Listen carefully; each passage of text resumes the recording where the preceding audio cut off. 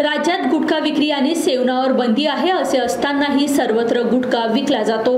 तस्करी ही जोरात सुरू असून पोलिसांनी 2 वेगवेगळ्या ठिकाणी छापे टाकून 8 लाखाचा माल जप्त केला असून 2 आरोपींना अटक केली आहे। गेल्या 10 वर्षात प्रथमच एवढी मोठी कारवाई करण्यात आली आहे। सहकार नगर येथील गंगाधर विनायक खुटे यांच्या घरावर पोलिसांनी छापा टाकला। येथे 4,94,714 रुपयाचा माल जप्त करण्यात आला। तसेच बनोसा कच्चीपुरा येथील इम्रान शाह, हारून शाह यांच्या घरावरही छापा टाकून 3,13,856 रुपयाचा मुद्देमाल जप्त करण्यात आला आहे। या कारवाईमुळे घबराट पसरली असून API चौथनकर, दुबे, गोरे, दादले, नागे, आठवले, शरद आळे, सागर चव्हाण, आशिष बैस, मोना इंगडे, अर्चना इंगडे या कारवाईत आहे। VKB न्यूजसाठी अमरावतीहून रविकुमार बनसोडची रिपोर्ट। 20 एप्रिलला आम्हाला गोपनीय बातमीदारांकडून माहिती मिळाली की दर्यापूरमध्ये गुटखा गोडाऊनमध्ये स्टोअर केलेला आहे।